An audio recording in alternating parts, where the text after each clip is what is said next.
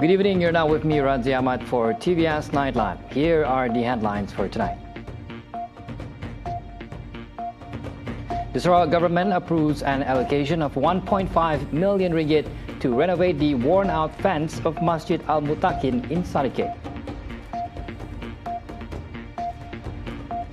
Petros is gearing up to create a Sarawak storage atlas to pinpoint potential carbon capture, utilization and storage sites across the state. Minister of Women, Children and Community Wellbeing, Dato' Sri Fatimah Abdullah, says Sarawak is setting its sight on securing the 14th Para Sukma Championship.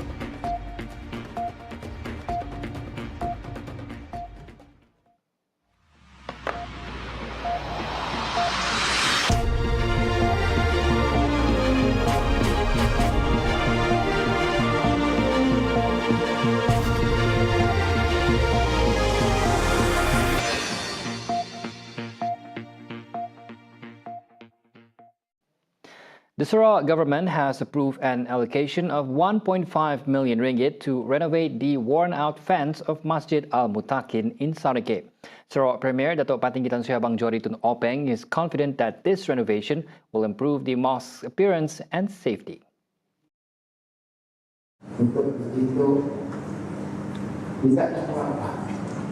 Kebijakan lebih kita tanpa 1,5 juta tidak apa-apa kawan. Sebab sana diberi sana si pun sana. Kenapa mengapa beri ada?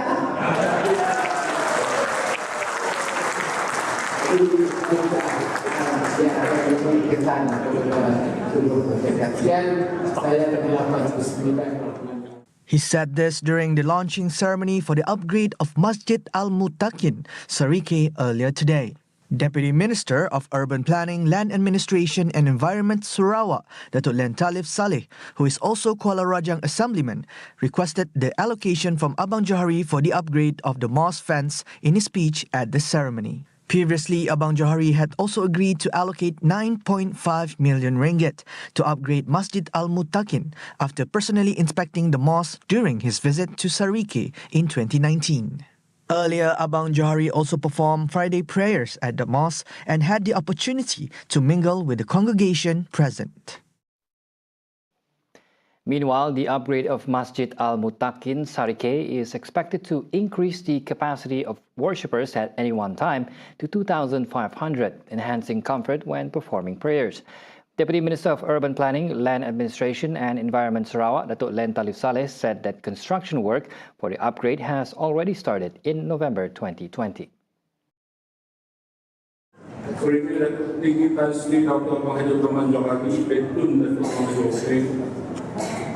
Setelah meninjau sendiri keadaan masjid pada siri lawatan beliau pada tahun 2019, bersetuju untuk meluluskan dana bernilai 9.5 juta bagi projek dan tahap Masjid Al-Muttaqin Sarawak. Commenting further, Len Talif said the project is being implemented in 2 phases. The first phase entails the upgrade of the hall adjacent to the mosque, which began in November 2020 and was originally scheduled for completion by May 30th, 2021. Seperti yang kita sedang lalu, disebabkan oleh wabak pandemik COVID-19, di mana Perintah Kawalan Pergerakan PKP telah dikenakan tanggal Mac 2020. Dewan ini hanya dapat disiapkan dalam 1 Mei 2022, yaitu 12 bulan, 16 bulan lebih daripada yang dijadualkan. Fasa kedua telah bermula pada 1 Mei 2022 dan dijadwal siap dalam tempoh 1 tahun pada 20 Mei 2023. He added that his team faced unexpected difficulties during the construction process. Nevertheless, all the upgrade works were successfully completed on May 31st, 2024. In other news, Petroleum Sarawak Petros is gearing up to initiate an extensive study aimed at creating a Sarawak storage atlas to pinpoint potential carbon capture, utilization and storage CCUS sites across the region. Deputy Premier of Sarawak, Dr. Amar Awang Tengah Ali Hassan, highlighted that Petros will concurrently conduct seismic acquisitions and actively promote these identified sites through a Sarawak bid round to attract CCUS developers and investors. In a statement after chairing the third meeting of Sarawak's Petroleum Advisory and Coordination Committee, PACC, Awang Tengah said the CCUS projects are being developed through partnerships with Petronas, PTTEP of Thailand and Japanese consortiums. The meeting also provided an update on the transition of Petros as the sole gas aggregator after Petronas has given assurance that it will comply with the relevant state laws, particularly in the distribution of Gas Ordinance DGO 2016 Amendment 2023. He added that the discussions between Petros and Petronas are currently advancing well and it will be concluded by July 1st, 2024. During the meeting, Awang Tengah said he was pleased with the progress made by Petros in advancing Sarawak Gas Roadmap SGR projects, which include the Miri 500 megawatt combined cycle gas turbine CCGT power plant, Samalaju gas pipeline, as well as the Kuching hub and its planned infrastructure. He reminded the members of the committee on the objective of the committee to increase Sarawak's participation in the oil and gas industry in both upstream and downstream activities to stimulate the domestic economy. Awang Tengah also mentioned that the high technology investment potentials in Sarawak can only be realized with a proper energy planning and ability to secure reasonably priced natural gas, thus creating local jobs for Sarawakians and Sarawakian contractors by working together with ministries, agencies, as well as Petros.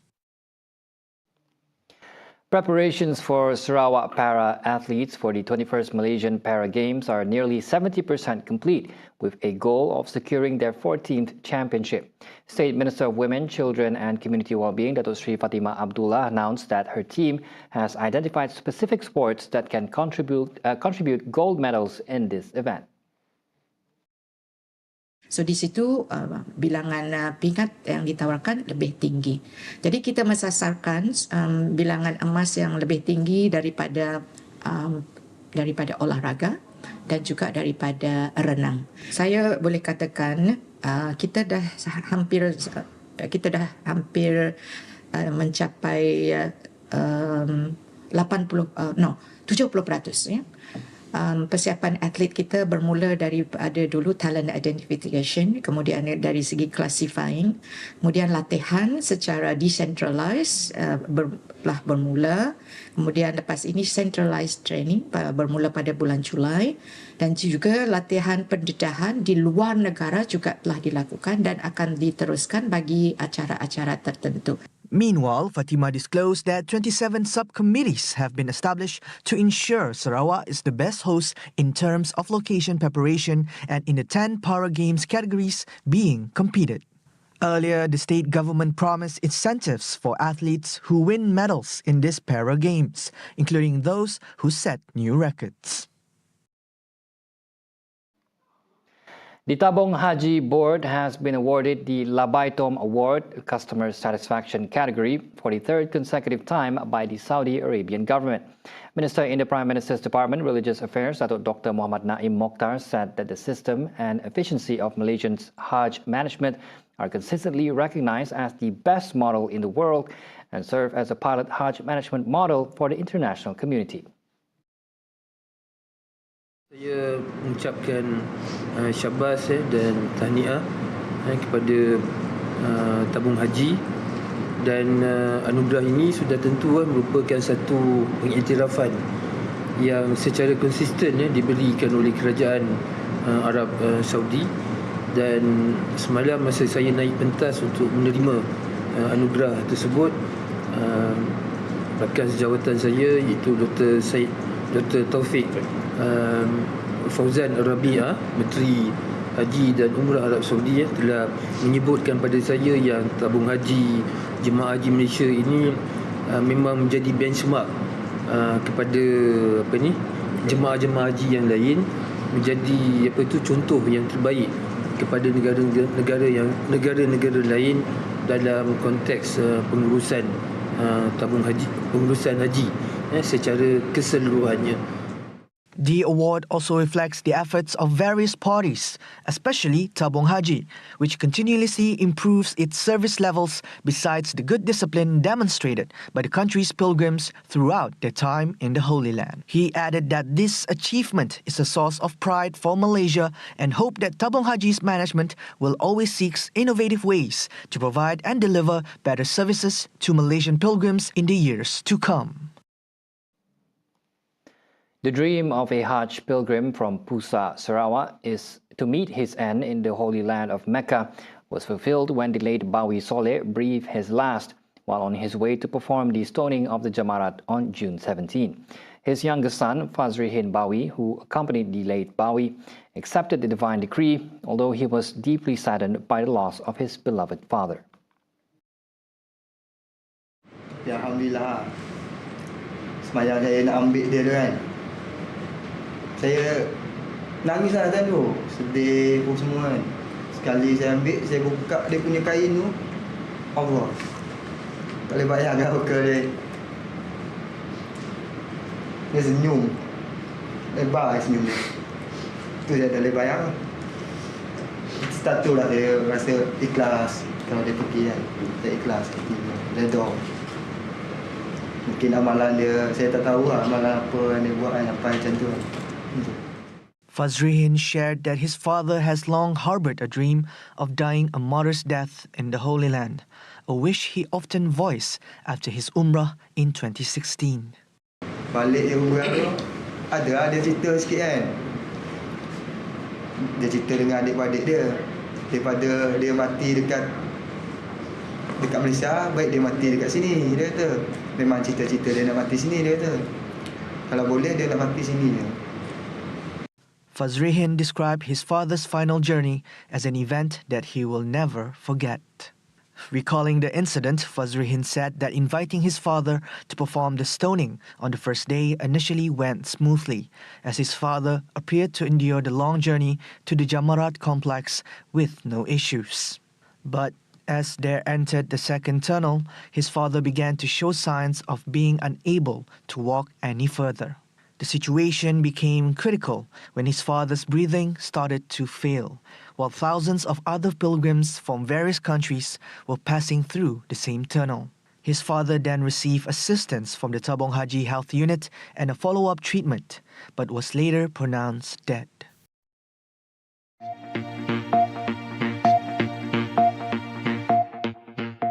Hey guys, what's up? I'm Zara from Kuala Lumpur. And I'm Usman from Kuching, Sarawak. And we'll be travelling to parts of Kuching and Sarawak. We're gonna look for test cards that will tell us to go from point A to point B.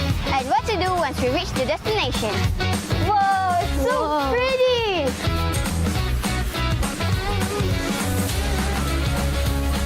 This is ready, Set. go kids!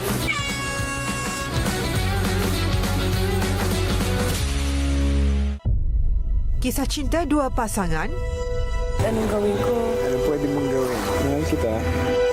Ang mahal kita. I would be nothing without you.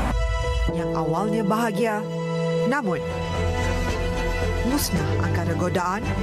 Daw may kasama kang lalaki. Sino yun? Punta ko dito ng mga office mates ko. Sino ba akala mo? Dan cinta lama. Halik, Isnin hingga Jumaat, 3 petang, hanya di TVS.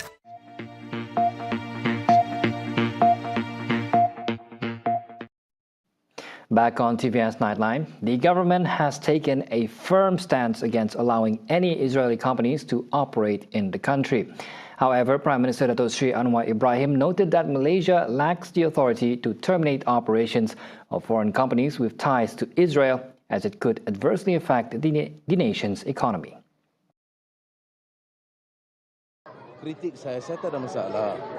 Tapi kalau jadi isu ni nak tunjuk dia lebih pahlawan.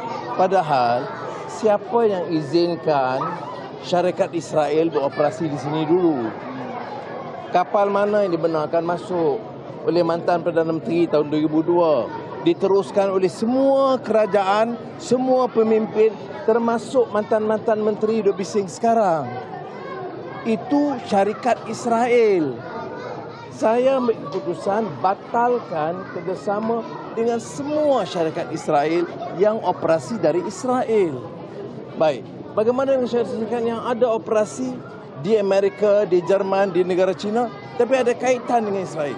Tak ada upaya kita dalam keadaan sekarang membatalkan kerana akan menjejaskan ekonomi negara. He said this after Friday prayers at the Tun Abdul Aziz Mosque in Petaling Jaya earlier today. Anwar also said that pro-Israel firm BlackRock also operates in Malaysia and continues to conduct business. Kita runding dulu dengan GIP. Akhir tahun lalu, BlackRock ambil alih. BlackRock ada operasi di ataupun syarikat yang ada kepentingan BlackRock, operasi di Kelantan, di Selangor, di Sarawak, di seluruh negara dan di pasaran saham. Jadi saya sementara akan keras memperjuangkan dan membela nasib rakyat Palestin khususnya di Gaza, ya, berdepan dengan siapa saja. Tapi saya tidak mahu melemahkan kekuatan ekonomi negara. Anwar addressed these points in response to criticism from former Health Minister Khairi Jamaluddin during the Reject BlackRock Forum in Kuala Lumpur on Thursday evening. A technical and vocational education and training TVET institution under the Federal Youth and Sports Ministry, KBS, as well as the Rural and Regional Development Ministry, KKDW, is set to be transformed into a TVET Esports Training Centre. Deputy Prime Minister Datuk Seri Dr. Ahmad Zahid Hamidi said that he had proposed the matter to Youth and Sports Minister Hannah Yeoh, making use of a special TVET program to provide specialized esports training to nurture local talents. Ahmad Zahid, who is also KKDW Minister, said this in a press conference after holding a special meeting with participants and organisers of the Mid-Season Cup Mobile Legends Bang Bang MLBB 2024 Moonton Games Malaysia in Putrajaya earlier today. Additionally, as the chairman of the Cabinet Committee on Sports Development, he revealed that KBS had earlier submitted a proposal to the Cabinet recommending the creation of a government-funded stadium to foster esports development. However, financial constraints are currently a challenge.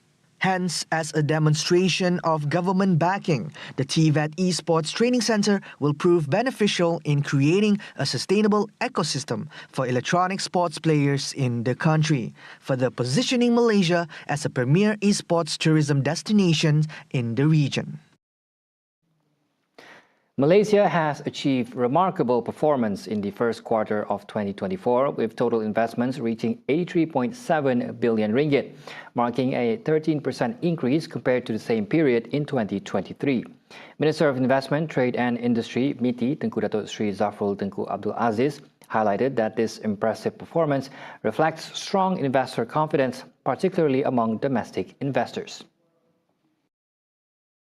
Speaking after launching the Centralized Sustainability Intelligence CSI platform in the capital on Friday, Tengku Datuk Seri Zafrul noted that the excellent performance was bolstered by a 23.8% increase in foreign investments and a 1.6% rise in domestic investments, alongside a 14.6% increase in job opportunities. Dan ini menunjukkan keyakinan pelabur-pelabur kita, terutamanya pelabur domestik juga, yang contribution lebih kurang 44% daripada jumlah pelaburan untuk 3 bulan yang pertama. Nampaknya dalam segi-segi pipeline, insyaAllah dia akan berterusan momentum ini, tetapi ada banyak isu yang mungkin challenging juga, kerana dari segi isu perdagangan geopolitik yang berlaku di antara peperangan trade war ni di antara China dan US. We have to monitor this closely. He revealed that the achievements in the first quarter of 2024 also saw the creation of 29,027 new jobs through 1,257 projects. Out of the approved 83.7 billion ringgit investment, foreign investments contributed 56% or 47 billion ringgit, while domestic investments made up of the remaining 44%, totaling 36.7 billion ringgit. The manufacturing sector recorded the highest investment, contributing over half at 51.3%, amounting to 43 billion ringgit, followed by the services sector at 47% or 39.3 billion ringgit, and the primary sector at 1.7% or 1.4 billion ringgit. Zafrul also emphasized that the electrical and electronics industry remains pivotal in driving the country's manufacturing sector growth, with approved investments totaling 34.3 billion ringgit. An oil spill off Singapore has spread to beaches in southern Malaysia on Friday, with cleanup operations underway. A government official said around 25 people were involved in the cleanup of 2 beaches spanning 1 kilometer in southern Johor. Johor Health and Environment Committee Chairman Ling Tian Soon said from observations, marine life or fishermen activities have not been affected. Ling added that Malaysia's maritime officials were monitoring to see if the oil spill spreads to other parts of the coast. The oil spill resulted from an accident on Friday at Singapore's Pasir Panjang terminal between a Netherlands flag dredger and a stationary Singapore flag bunker vessel. Tidal currents caused the oil to spread along the city-state's shorelines. Hundreds of workers have been deployed to shovel away the blackened sand and bag up oil-coated remnants. It is not clear how long it will take to clean up the spill completely. Authorities said the investigations are ongoing into what caused the collision. It comes amid severe port congestion at Singapore's container terminals as a result of ship diversions caused by the Red Sea crisis.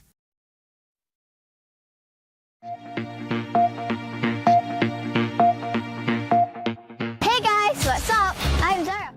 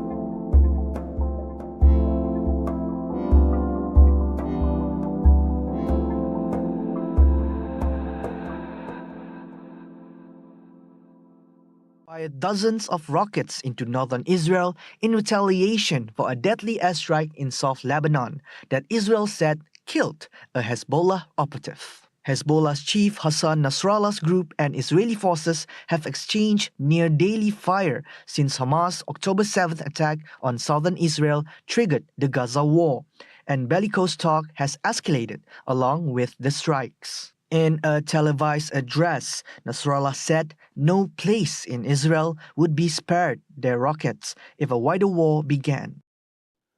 وهو يعرف أنه لن يكون هناك مكان في الكيان بمنع عن صواريخنا ومسيراتنا، وليس قصفا عشوائيا. مش قصف عشوائي، كل صاروخ هدف، كل ضد دروع هدف، كل مسيرة هدف، والدليل الهدهد.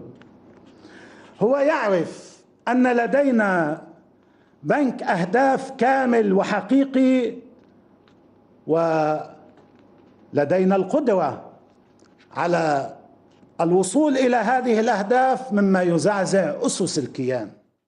U.S. envoy Amos Hochstein has called for urgent de-escalation, while the UN Special Coordinator for Lebanon, Janine Hennis-Plasschaert, said there was no inevitability to conflict as she visited UN peacekeepers in South Lebanon. According to an AFP tally, the cross-border violence has killed at least 479 people in Lebanon, most of them fighters, but also 93 civilians. Israeli authorities said at least 15 soldiers and 11 civilians have been killed in the country's north.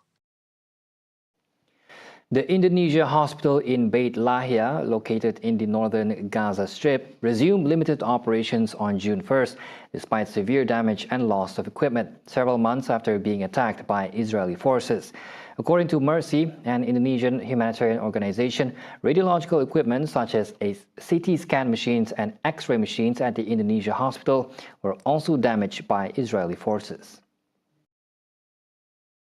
Currently, the hospital is operational in areas such as the registration room, medical records room, emergency room, operating room, intensive care unit, and wards with a capacity of 140 beds. However, laboratory services are still restricted due to the extensive damage to equipment, including the blood bank. The hospital's solar panels on the roof were damaged by artillery fire, leaving only small capacity generators, which can only be used alternately for the hospital's 4 operating rooms. The construction of Indonesia Hospital began in 2011 on land donated by Gaza authorities, funded by donations from Indonesian citizens through Mercy. Mercy chairman Dr. Sarbini Abdul Murad has called for support from the Indonesian people and government to send engineers and technical personnel promptly. He expressed optimism that with major renovations after a permanent ceasefire, the hospital's capabilities can be fully optimized to provide the best possible care to the people of Gaza, especially in the northern region. The death toll from heavy rains and flooding in southern China's Guangdong province this week rose sharply to 38 on Friday. Heavy rains have caused landslides and floods throughout the week, wrecking thousands of homes and roads and causing billions of yuan worth of damage. State broadcaster CCTV said some areas have endured a once-a-century flooding, or the biggest since historical records began. Authorities said on Thursday 9 people had been killed, but the toll had jumped to 38 by mid-afternoon Friday. More than 55,000 people were affected by the rains. Authorities added that due to the severity of the disaster, the search and rescues of trapped people is difficult and time-consuming. The torrential rains in the south came as much as northern China baked under soaring temperatures well above 35 degrees Celsius this week. Scientists say climate change makes extreme weather such as heavy rains and heat waves more frequent and intense. Greenhouse gases are a major cause of climate change, and China is the world's biggest emitter. Russian President Vladimir Putin said earlier today that Russia would keep developing its arsenal of nuclear weapons, the world's largest such arsenal. He added the arsenal would be a deterrent and preserve the global balance of power. Имея в виду современные тенденции, в наших планах дальнейшее развитие ядерной триады как гарантии стратегического сдерживания и сохранения баланса сил в мире. Безусловно, будем укреплять потенциал, повышать боевые возможности всех видов вооруженных сил и родов войск, ставить на боевое дежурство гордость наших конструкторов, инженеров, рабочих, новейшие комплексы, которые подтвердили свои качества, действительно уникальные характеристики. Вести работу над перспективными образцами. Russia's nuclear triad is a reference to its land, sea, and air-launched nuclear missiles. Putin was speaking in the Kremlin at a ceremony attended by graduates of military, police, and intelligence service academies. And those were the updates on TVS Nightline. I'm Razi Ahmad. Thank you for watching and have a good night.